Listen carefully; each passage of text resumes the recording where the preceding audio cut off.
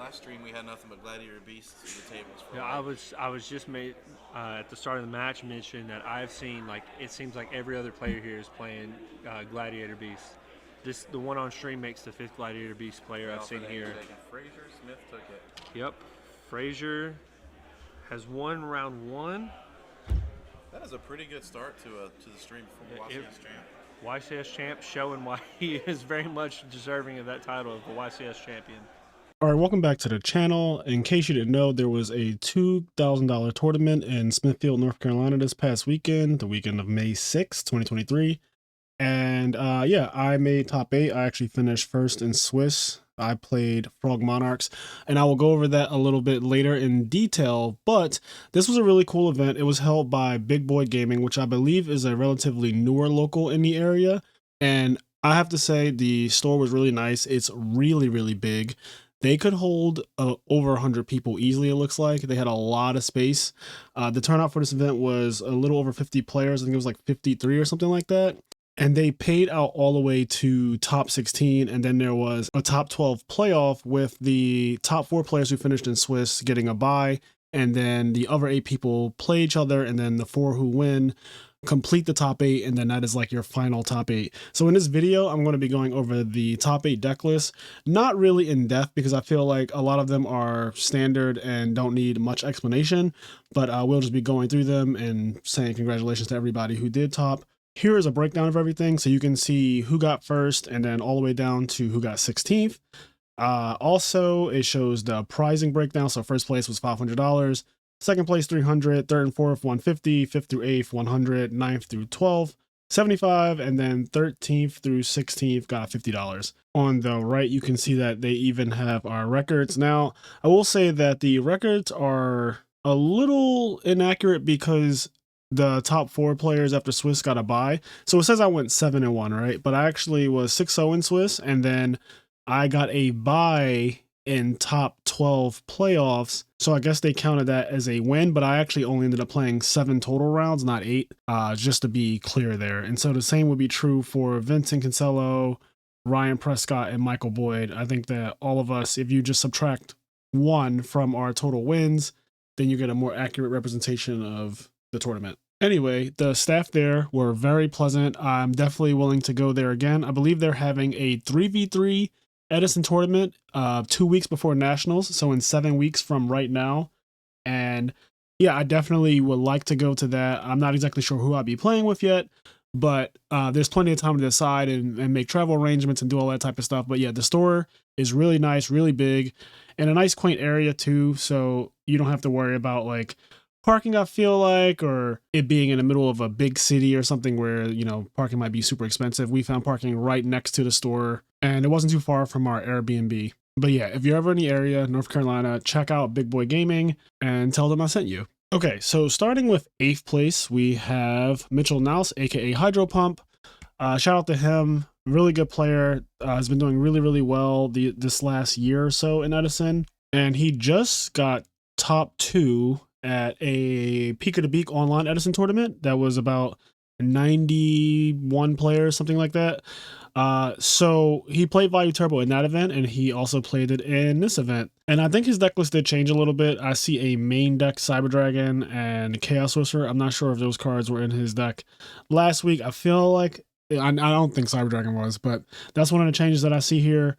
Other than that, like double Kaiku, I believe that he said something about siding out his Hamster Ryko package against like Monarchs and stuff like that, just because of how bad those cards tend to be in that particular matchup. But yeah, we ended up playing each other in round 3 on stream, so that video is available. If you check out the Edison Club, they have a YouTube channel and they did a live stream of the whole event, so you can actually watch. I was featured twice. I was featured round 1, which I expected, and then round 3 playing against Hydro Pump.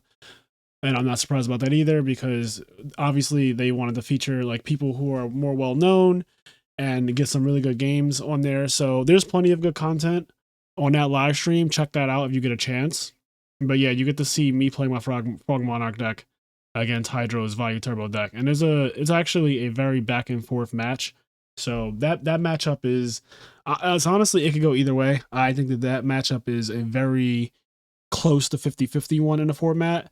Both of these decks are S tier. I think Frogs and Value Turbo are S tier decks. And I can't definitively say that either one of them is like straight up better than the other. But yeah, shout out to Hydro on getting 8th place. Okay, in 7th, we have one of the people who drove down with me, Adam Corey. So Adam also played Value Turbo. There was a lot of Blackwing / Value Turbo in his top cut, I'm realizing. I mean, the deck is just really good. His build is also very standard. And I believe I played against Adam in round 5. So it was a pretty crazy match. I had a ridiculous Dark Dust Spirit Resolve in game 1, I think. And it wiped out like 3 Synchros, a Thought Ruler, an Armor Master, and an Arm Wing. And I just won the game from there. But yeah, this deck is really scary. If I didn't have Battle Fader, I would have died. So there's that. But yeah, shout out to Adam on getting 7th place. Okay, next we have Cameron Saunders. And this is funny because him and I have been recording videos leading up to this 2K event, testing decks out for the event. And one of the decks that we tested is this one you see right in front of you. So this Diva Frog deck. This deck is really strong. We actually only got to play one match with it and then I had to go. But that video will be uploaded later this week. But I like this deck a lot because Moray Agree can fix some of your awkward hands. It can fix your utility frog hands where you draw like Uni Frog or Flip Flop Frog, or if even drawing Dupe Frog is kind of annoying a lot of the times. So Moray can fix all those things. Also, Salvage is really broken. I feel like out of all of the top 8 decks, this one is probably the most different from the decks that you're used to seeing in Edison a lot. But yeah, Salvage is broken. If you open up Swap Frog and Salvage, you can like special Swap Frog, send Substitute with his effect, and then play Salvage, add back Substitute, and whatever you discarded for swaps, special summon, and then normal summon Substitute, and go into your full combo, like dupe lock them or sub lock them, and then gain a massive advantage from there. I think the math of this deck is really cool. So this is Rawneck's deck from, I believe, the really big charity tournament last year. I believe this is like a replica of his deck. And what's cool about the math on it is that there are 23 monsters, 18 of them are water. So if you notice, the only monsters that are not water are actually 3 Caius, 1 Ryza, 1 Gorz. Everything else in the entire deck is a water monster. So there's 18 water monsters and 17 of them you can get back with Salvage, which means Salvage is very rarely dead. Moray of Greed is very rarely dead. Interestingly enough, the way Cameron ended up being eliminated from the tournament, though, is that he drew triple Moray of Greed with only 1 water monster against Lightsworn. And I walked over to his game, and he was just holding them in his hand. He just kind of showed them to me, and I was like, damn, that is a bad beat. But yeah, typically, I think that this deck, it doesn't brick that often. Moray fixes a lot of the problems that the frogs can have where you draw too many of them. Those are like the worst hands in the deck where you draw too many frogs. So that kind of helps with that. Also, Soul Exchange is a phenomenal card.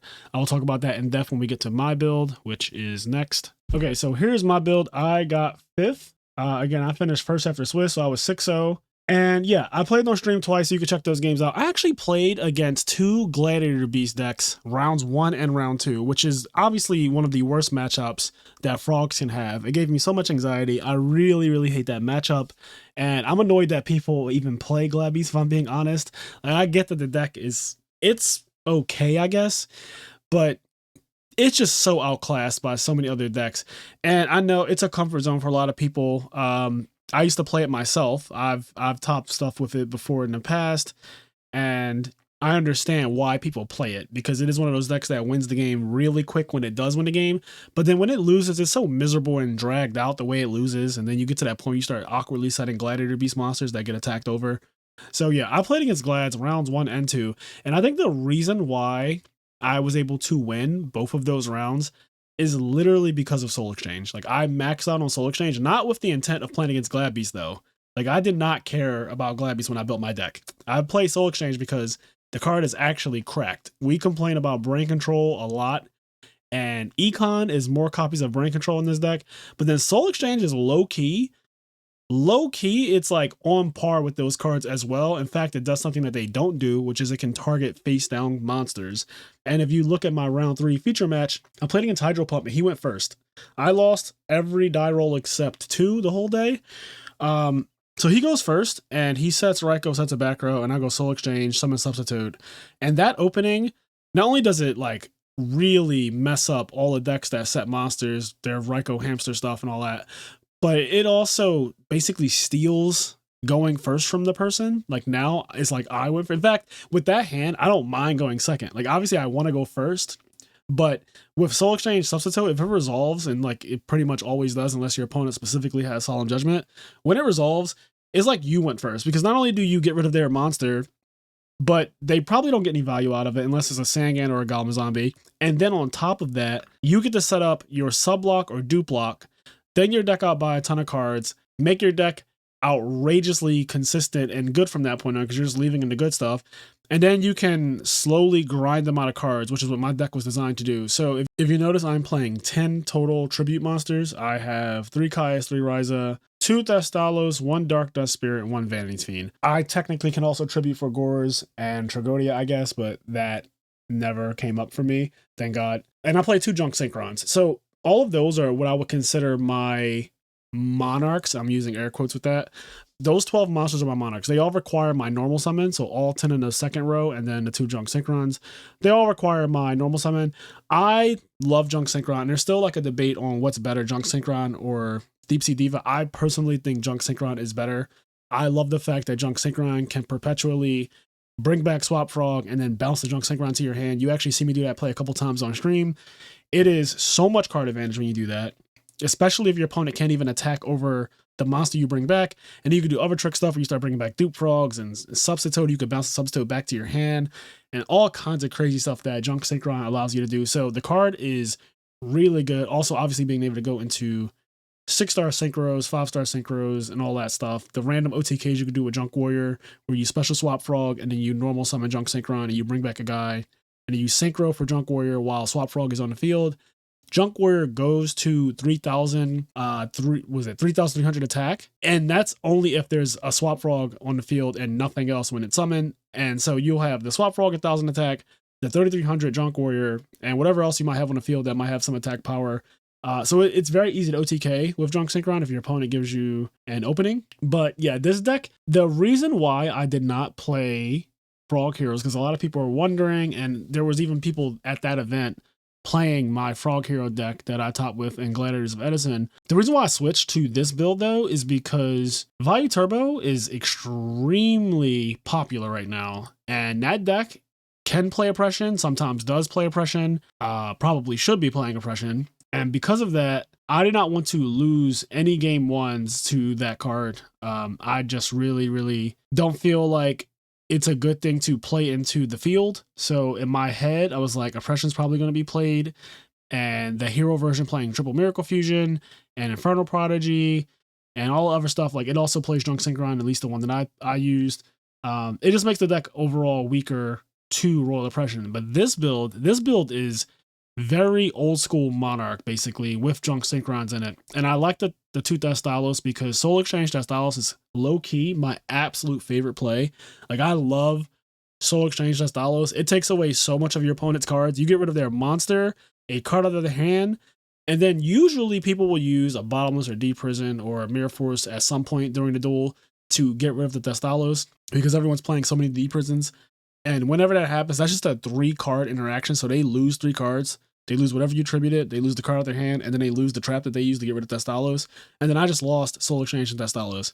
So every time that happens, it is a plus for the Monarch player. Soul Exchange just does a lot for this deck. It not only the Soul Exchange substitute stuff, but just Soul Exchange Kaias clears so many cards. Soul Exchange Ryza also sets your opponent back to the Stone Ages. There's just a lot that you can do with that. And targeting face down monsters is broken. You don't really need your battle phase all the time. So if the game ever gets to a point where it's kind of slowing down and you find an opening, you can Soul Exchange, Monarch your opponent, and then establish a board and just keep up your card advantage. I opted to not play any Threatening Roars. I didn't play any Wabakus. I only play Treacherous Trap Hole, and I also play Scapegoat. So my defensive cards, I play 3 Battle Fader, 1 Gores, 1 Tragodia, 1 Scapegoat, 1 Treacherous. That's my defense. I think that the Frog decks, you can play them in many different ways. You can play them with the traps like I did with the Hero version. I played Triple Threatening Roar and Mirror Force, and I believe double Battle Fader. Or you can play where you play Treacherous, and there's pros and cons to both. So when you play Threatening Roar, it allows your Frog combo where you have Substitute on the field to be way more deadly because your opponent cannot possibly break it with a battle phase. Like they can't DD Warrior Lady it. They can't like do any weird stuff. Gladiator Beast can't even attack it. So you get to leave out Substitute more often, and that is scary because Substitute turns Tremor Frog into Unifrog, and then it does dupe lock and all this other stuff. So Threatening Roar is really good for that. It also is really good for just having a Monarch on the field that might get beat over by something, and then you have a way to like recur the Monarch to your hand, aka swap Frog, bounce it back, and then summon it again after you Threatening Roar your opponent. That interaction is really good. So there's a lot of reasons why Threatening Roar is still very good. But I chose to play Treacherous this time because this build naturally defends itself by clearing opponent's monsters a lot. So Econs, Soul Exchanges, Brain Control, and then all of the 3 Kai's, 3 Rise, Dark Dust Spirit, they naturally clear monsters. It is very hard to damage me, at least damage me to the point where my life points are really low, because I'm constantly taking your monsters off the board. So I didn't feel it was as necessary to have Threatening Roar in this particular build. But I could totally take out cards and fit them in. The other thing is I played Double Destalis and Vanity's Fiend in the main specifically because a lot of people, when they play against Monarchs, the better players, they will basically not commit to the field. That is the correct way to play against Monarchs. They will not put cards out there so you can Caius them or Rise them. However, that doesn't work if your opponent is playing things that don't care if they do not commit, aka Thestalos and Vanity's Fiend. Those 3 Monarchs make it where in open game states where my opponent is just trying to build up their card advantage and not put anything on the field, I can just Tribute for Thestalos, rip a card out of your hand, and attack you for 2,400. And if I do that under a dupe lock, I don't even care if you have Gores. I don't really care what you have because you can't attack me back anyway. And if it's Vanity's Fiend, you can't even drop a Gores or anything, so it's even worse for you. The one Vanity's Fiend definitely steals games.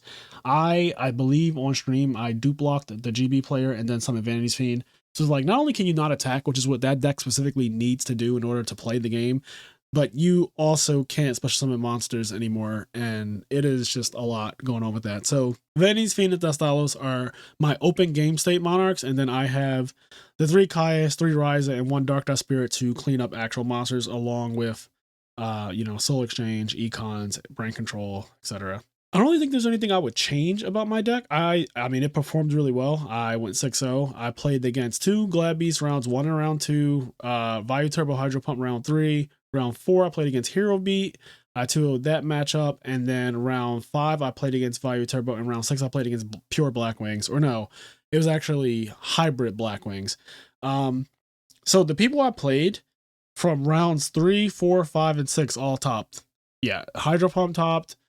The Hero Beat player that I beat in Swiss topped, and then Adam Corey and Wayne Trader, all of them topped. So everybody that I played from round 3 onward topped the tournament, which was pretty cool. But yeah, I played against a lot of Black Wings and Vayu Turbo, those variants, all variants of Sirocco Vayu decks.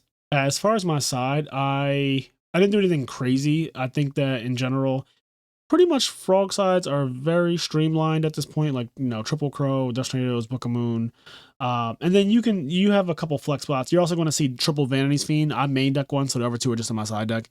It's like all of that stuff is borderline staple, and then the flex spots are Cyber Dragons, the Sirocco, and Super Poly. So Cyber Dragon I just put in case I play against Machina. I didn't get to test this build against the Machina control deck.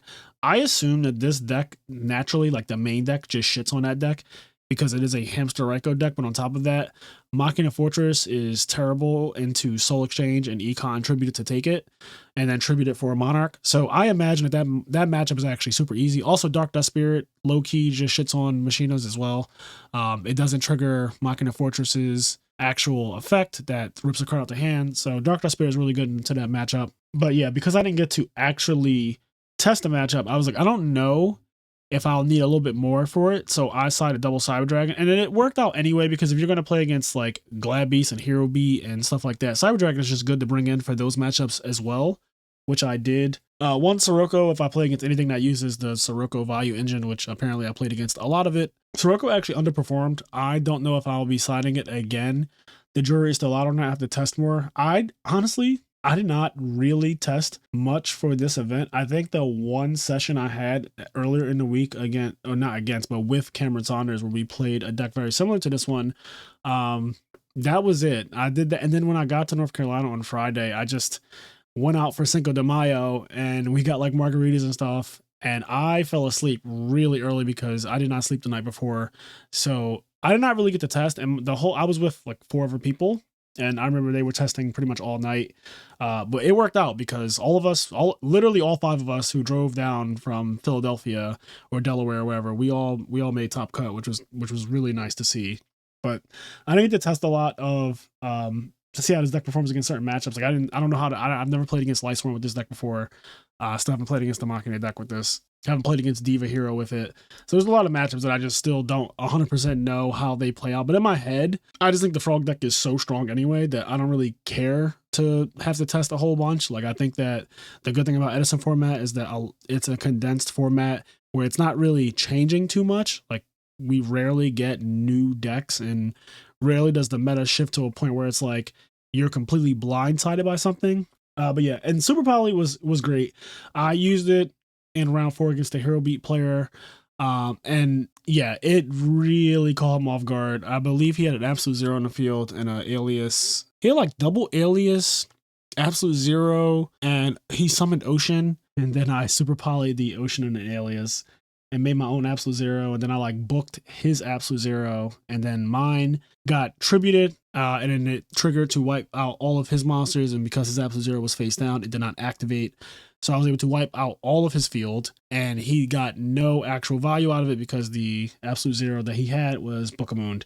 So it was a really interesting. I actually wish that round was on stream because I thought that I played it like out of this world. That whole match was just absolutely insane. Like there was a crowd of people watching. I think most of them were there from game 2 when like the Super Poly stuff was happening, but it was really crazy. Like I felt so good about just everything that was happening, like really, really strong. But yeah, that pretty much wraps up like what I think about this deck. I think it's very good. I don't know definitively what build is better between Hero Frog and just a straight up junk Frog Monarch deck, but I like how streamlined I have it. I love the fact that the left side of the deck is literally just 3, 3, 3, 3, like straight down like that. That's just so aesthetically pleasing to me, but don't mind me. That's just something that I really like seeing. Oh, I should say this too. Unifrog put in a lot of work. Like, dear God, that card put in entirely too much work. Another reason why I was able to beat Glad Beast. So there was a round 2, and this one wasn't on stream, unfortunately, but my opponent hurt and Mask Restrict me. So he summoned Heraclinos and also had Mask Restrict, and I actually broke it. And then I got rid of the Heraclinos. Like I special swap Frog, normal summon Unifrog, attack directly with Unifrog, pop the Mask Restrict, then bounce the swap Frog back to my hand, and then on the next turn I was able to summon a Monarch to clear Heraclinos. So that was absolutely insane. Like normally there's nothing I would be able to do against that because my only outs to Mask Restrict are usually going to be spells and traps, which Heraclinos will just negate. But Unifrog gets around that. And that was actually true for everybody who tried to side Mask Restrict. I pretty much just Unifrogged it every time. I think that there's a way you play this deck in games 2 and 3 where if you expect that Mask Restrict might be in their deck, you just make sure you search Unifrog this first chance you get. And if they ever do anything like that, you just have it to out it. Also because Deep Prison and Mirror Force and stuff like that typically aren't good against the Monarch deck. Like overall, they're not what you want against it. So Unifrog is more likely to hit in directly games 2 and 3 when I think that people are probably siding those cards out. But, you know, sometimes they don't have a choice but to keep them in because there's not enough cards that you can really side in anyway or side out and all that. So, but yeah, Unifrog did a lot of work. It's basically a Monarch every time it gets to bait out Deep Prison. So the Unifrog is free. I usually tribute Treatment Frog with Substitute's effect, bring on Unifrog, attack directly, and then Nago Deep Prison. Like that is a +1 for me because that Unifrog came from a Treeborn Frog. So I didn't actually lose any advantage there. The Treeborn Frog is just a perpetual +1 every turn. So you using an actual card to get rid of it is great. Like that's exactly what I want. It limits your number of back row so that when my Monarchs start to on the train, there's not much you can do to defend yourself. Okay, next up we have Chang Lee's deck, and this is 4th place. So this is who I lost to, actually. We played Trevor and Swiss. I won 2-0, and then we played again in top 8. And I actually won game 1, and then I lost the next 2, and it was like really, really crazy what happened game 3. Game 2, I just like straight up lost. The game just got away from me really quickly. And then game 3, it came down to him having up Skyscraper, one back row, and he had Alias, Ocean, and a set monster, and he attacked into my Gores. I did the thing where you set MST, and then your opponent attacks you with their big monster, and then you MST their back row, and then you drop Gores. So it was like a surprise Gores, kinda. But like if you ever play Edison format, you pretty much can read that almost every time. And so I dropped the air quotes surprise Gores, and the situation became, so now he just has Skyscraper. He sets a new back row and passes. So his field is Stratos, Alias, one set monster, Skyscraper, one new back row that he just set. I have Gores, the 1900 token, bring back Treeborn Frog, and then I normal summon Unifrog. And I have like my hand, I just drew for a turn. I drew Book of Moon. I already had a Book of Moon in my hand. So I have Book of Moon, Unifrog, and I believe I have like double Swap Frog or something. My hand was awkwardly not very good because I didn't have any Monarchs, which would have super trivialized the game if I had even one. Because I had all those Swap Frogs and stuff, I would be able to summon a Monarch and then like banish his back row or spin his back row to the top and all this other stuff. But I ended up going summon Unifrog, and I turned Gores and a token to attack. So now I have 1900 token, Gores, and Unifrog in attack mode, and I attack directly with Unifrog. And he actually has Mirror Force, which is the one card that I literally did not want to see in that situation. So when we played in Swiss, he had like Mask Restricts, Dark Bribe, Bottomless Trap Hole, Deep Prison, like all, a lot of cards that are not very good against the Frog deck overall. Even like Royal Oppression right there would have been terrible. Hero Blast would have been bad because at the time, I don't know if he had an Alias in the graveyard, but it wouldn't have really done anything to the Gores and the 1900 token. He would have had to use it to probably kill the token maybe, or kill the Unifrog. I don't really care which, but it was the one card that like literally in the entire deck list, if it was anything else back there, I was absolutely fine with that. And yeah, the Mirror Force just was way too much. So I ended up losing to that, which is so interesting because I always think about like ways that I could lose with the Frog deck. There's like Deck Devastation Virus, there's Soul Release, there's DD Crow, there's Pulling the Rug, there's Skill Drain, there's Fossil Diner, there's Banisher of Radiance. There's like all these cards, right, that are actually designed to hurt the Frog, the Vanity's Fiend, Christia, etc. The list goes on, right? And then I ended up losing the tournament to one of the cards that like literally is not even good against Frogs. Like Mirror Force is not a good card against Frogs at all. Neither is Deep Prison, neither is Bottomless, or any of those cards. Those cards all suck against the deck because they all trade positively with Monarchs. Like if I summon a Caius and I go target your monster and you go chain Bottomless, that is you losing 2 cards and me losing 1. Like I just lost Caius.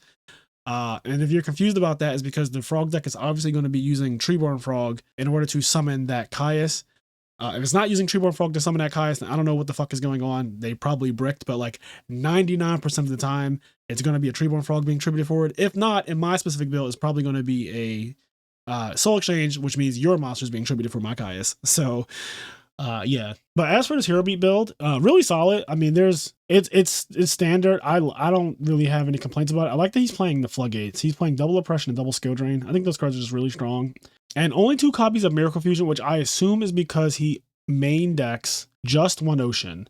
And there's a bit of fear there that if something were to happen to that Ocean, those Miracle Fusions are actually factually dead. I don't think that there's any other way for him to convert on those Miracle Fusions. So when he summons Ocean in his deck, he has to be extremely careful that nothing can happen to it. And he sides double Snowman Eater, so I guess that's like, a way to kind of mitigate a little bit how bad Miracle Fusion can be if, let's say, Ocean got banished or something. But yeah, the rest of this is really, run of the mill. I like Captain Gold Skyscraper personally, so I was happy to see that he played that. In fact, that was part of game 3. Like that was a big part of it, is that I rised in the early game, and he summoned Stratos, got Captain Gold, discarded, got Skyscraper, and attacked over my Ryza. And that like was super pivotal because if that didn't happen, I would have for sure bounced that Ryza back to my hand with Swap Brawl, because since I had like multiples, just stole the game with that. But I honestly didn't see that coming. I don't think I got Skyscraper at all when we played in Swiss, so I didn't even know if he was actually on that, and most builds don't actually run it. But I think the card is genuinely good against all of the Value Turbo and all of the Monarchs and stuff. So congrats on you, Chang Lee, for getting 4th place. All right, next we have Michael Boyd, and he's playing Lightsworn with a copy of Junk Synchron. I don't think I've ever seen this before, but I get it. Jungsinger can bring back Raiko or Plague Spreader Zombie. It's a cool piece of tech. It also allows him to make Arcanite Magician with Lila. I see that he actually plays Arcanite Magician, so that's something as well. Just one tech copy is not going to hurt. And then there's a random Smashing Ground in this deck. I've never seen that in Lightsworn. This is rather unique. I actually, now that I'm looking at it, double Prohibition in the side deck, double Shield Crush, and double Gold Sark. I don't think I've ever seen Gold Sark sided before. I wish I did an interview with Mike to see what were his thoughts behind some of these choices, because I can't really speak to them, but he did end up securing, third, fourth, so congrats to him. Lightsworn is one of those decks that can always steamroll a tournament or do really well in any given tournament. The deck is always going to be good. I think that it is strictly inferior to playing just Christius Warren, though, if I'm being completely honest. But no one at this tournament, I think, was playing Christius Warren. And that's partially because I feel like in-person tournaments are just a lot of people who aren't really aware of the online competitive scene. Like, some of them just don't know. And that's why you end up running into stuff like multiple Glad Beast decks and stuff in real life tournaments, as opposed to like online. You can if you get really horrible bracket luck, but that just really doesn't happen. Like, most people are not playing Gladiator Beast in online tournaments these days. But yeah, Lightsworn. All right. In second place, we got my good friend Vinnie Casello. He was actually the driver. He won the PS5 tournament a couple of months ago in Philadelphia. It was like 95 players, and I covered it on the channel. So if you haven't seen that video, check that one out. But he basically played the same deck, except he added some new tech to it where he played Wing Blast instead of Torrential Tribute. And he said that the Wing Blast actually worked out for him because he plays double value. And it could also be used to like clear the road for your Whirlwind summons to go through, which is very important in his deck. Just another way to interact with your opponent's back row. And sometimes you could use it on a monster. And I love that Wing Blast is one of those cards where you won when you like Wing Blast their back row, draw for turn, do that on the interface, draw for turn, and then you do something that really pushes your advantage on the field. And they're going to be drawing a trap card. Like, it's known that they're going to be drawing a trap card, which most of them are not good into established fields. So when that happens, that card can just be crippling, and this deck doesn't give you many turns to bounce back. Triple Book of Moon, I imagine really, really good with Shura and able to steal games because of all the trample damages that can do. But other than that, yeah, the rest of this is pretty standard of what you'd see. System Down, he played that also at the PS5 tournament because he does not like the Machina deck at all. And he does not play Cyber Dragon, so there's no Chimera tech either. But he just chooses to play System Down instead. And System Down, I'm not going to argue against it because it also does hurt Pot of Avarice. Like, the decks that play the Machina engine typically play Pot of Avarice. So this just shuts down not only the fortresses and the gear frames and all that stuff, but it also ruins their graveyard for Pot of Avarice. So it can actually be really good. But yeah, shout out to Vinny for getting second. And then first place, we have Ryan Prescott. So he's playing Value Turbo. It's funny because at Peak of the Beak last week, Hydropop was in the finals playing Value Turbo against Blackwings. And Blackwings ended up prevailing the hybrid build with Greffers and Triple Value and all that stuff. So Blackwings won that tournament.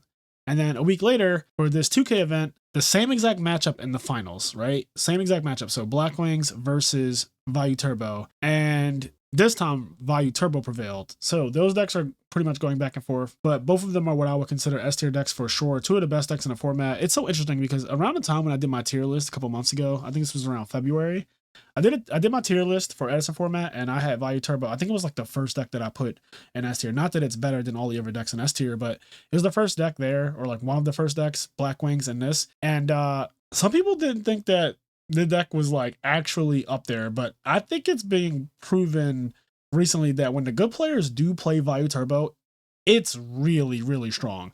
Like, in the hands of good pilots, this deck just guarantees good players tops. It is very consistent. I think you're actually rewarded for making the right play, for understanding your deck construction and how to, mill properly or when to flip your Raikos and stuff. Like, there is a lot of decision making that goes on and a lot that you can do wrong. But overall, I would say that it rewards you for playing well and for knowing when to be aggressive and when not to be aggressive. And then with a good side deck, it's even stronger. So Ryan decided to side deck double Kaiku. And that is not only for the mirror match, because that card's insane in a mirror match. Like, if you catch someone with a Greffer out and they pitched Value and Sensoroko, and for whatever reason they might not have actually banished yet, if you summon Kaiku and you attack over the Greffer, you get to banish their cards, and they can't even banish stuff in the graveyard. So they can't crow you anymore. They can't use Dark Arm's effect. So if you have like Kaiku and Deep Prison, Dark Arm actually doesn't do anything. Like, he's a 2800 special summon monster. That's it. Like, he can't actually pop cards because Kaiku prevents that. So Kaiku is actually really good. It's also not the worst against frogs. Like, if you catch me slipping and I have an open field, which is very common actually, Kaiku could potentially catch a Treeborn Frog or two. So that's big. And if the person is playing Miracle Fusion, right, they're playing the Hero Frog deck, then it also cuts off Miracle Fusion because I'm never fusing from the field. It's always going to be from the grave, and Kaiku prevents that. So Kaiku is, I would say, typically I would say Kaiku's awful, right? But the format has shaped up in a way where so many people are playing Value Turbo that I think Kaiku is just not bad anymore. So that's my take on it. I think that it might be even underrated right now. And I'm not surprised the winner played too. That was a smart thing to do, and it paid off. Anyways, I think that's all I have for you today. So I hope you enjoyed this quick deck breakdown. And if you have any questions, just ask me in the comments. If you want to know anything about my frog deck that I played, or anything about some of the other players who might have topped, since I did drive down with 4 other people. So the people who I was with are Corey Fowler, Wayne Trader, Adam Corey, Vinnie Casello. That's who I came with. But yeah, if you enjoyed this video, don't forget to leave a like, subscribe, all that good stuff, and I will catch you in the next one. Peace out. Oh, real quick before I go, actually, here's some bonus content for you. So I'm going to show you the deck list from 9th place all the way down to wherever payout stopped. So in 9th place, looks like it is Austin Shields. I might not be able to read all these because these are handwritten, as you can tell. But yeah, this is the Hero Frog deck, and I spoke to him and he said that, yeah, I pretty much took the exact build that you used, and I just changed like 2 things about it. He added Scapegoat and Cold Wave. He made it 41 cards because he didn't know what to cut. But yeah. Okay, in 10th place, we have Wayne Trader, and he was playing Black Wings. Hybrid Black Wings. Looks very similar to the Peak of the Beak deck. But shout out to Wayne. I actually played him in the last round of Swiss, and funny story, he actually killed me on his first battle phase of the game, which was on his 2nd turn. So turn 1, he goes Summon Dark Grepher, activate effect, discarding value to send Sirocco to grave, banish for value's effect, summon Armwing, set 2 back row, and pass. So his field is Grepher, Armwing, and 2 back row. On my draw phase, he goes activate Deck Devastation Virus, tributing Armwing, look at your hand, he only gets Swap Frog. The rest of my hand is like double Dust Tornado, 3 Monarchs. So at that point, I'm like, all right, this is bad, but it's not the worst. So I set Dust Tornado and I pass because he only has 1 backer at the time. And I could get lucky theoretically and draw a Treeborn Frog, in which case it would be destroyed immediately by Deck Devastation Virus, and I would be able to bring it back on a standby phase and sack the shit out of him and win the game. So I set Dust Tornado, just 1 of it, because I don't want to set 2 just in case I do draw a Treeborn Frog, and then it would be locked behind it if he doesn't set another back row. And he also knows that I have double Dust Tornado, so like that whole thing. Anyways, I passed to him. He goes draw for turn, and he picks up his calculator. And I looked at him and was like, what the fuck is going on? Like, why am I about to possibly die right now? And I've only seen 1 of my draw phases. And after a while, he goes activate Grepher, pitch another value from his hand to send Bora to the grave from his deck. He goes special summon Dark Arm Dragon, normal summon Blizzard, bring back Bora, synchro, make a guy, and then banish value and banish Armwing to make Armor Master. So now he has Armor Master, Goyo Guardian, Dark Arm Dragon, and Dark Grepher, and he knows my hand. So he kills me on his very first battle phase. So that was wild, and that seemed very similar to like some modern Yu-Gi-Oh shit where my opponent goes first, sets up a board, I don't break it, and then I just die on the 2nd turn. Like, he did more than 8,000 to me. So yeah, that was one of the craziest games I played. That was game 2 of round 6. I won game 1. That happened game 2, and then game 3 I ended up grinding it out as well. In 11th place, we got Corey Fowler, another person in my car. He was playing Black Wings. He plays pure Black Wings. He topped the PS4 tournament alongside Vinny a couple months ago. Another good player from my area. And yeah, he stands beside the Blackwing deck all the time. It's his deck. In 12th place, we got Justin Russell, and looks like this is almost like a homebrew. It's like Deep Sea Divas and Hamsters, Rykos. It kind of reminds me of my Pluses deck, where it's the quick draw engine, but without actually playing quick draw synchron. Like, you just play a bunch of cards that go plus. But yeah, pretty cool deck. I actually saw this one in action as I was walking around. All right, in 13th place, we got Austin Michael Wood, and he was playing Dragon Turbo. Yeah, I actually saw this deck as well being played against the Hero Frog player. That's when I walked up on him and he told me that he was playing my deck from Gladiators of Edison. But this deck is well known. Dragon Turbo is very scary. It's not very consistent, but when it does go off, it is just the worst. So you don't want to ever play against it, but there's not really much you can do when you do anyway. Okay, in 14th place, I literally cannot read that name. I'm not even going to try. But this looks like a Blackwing deck. It is playing, let's see, is there anything special about it? There's a Plague Shredder Zombie in there, and then Double Greffer. And that's an idea that I was thinking about trying to implement in a hybrid Blackwing deck, but I haven't been playing it lately. But I think that Plague Shredder Zombie just makes sense because Greffer into discard, value or whatever to send Plague Shredder and being able to go into a 6-star synchro on the fly is pretty damn good. Okay, 15th, Bernard Smith. This is Machina Gadgets. Yep, really shocked to see Machina Gadgets here, but the deck did get second at actual SJC Edison way back in the day. And Jonathan Ha, I think that says 16th place, playing, what is this? Oh, Diva Hero. Yep, a True Hero's namesake. Yeah, we got Diva Hero here. This deck is very good in the hands of a good player, and you don't see it as often anymore, but it's a pretty good deck if you like to struggle. Anyways, I'm wrapping this one up officially. Goodbye.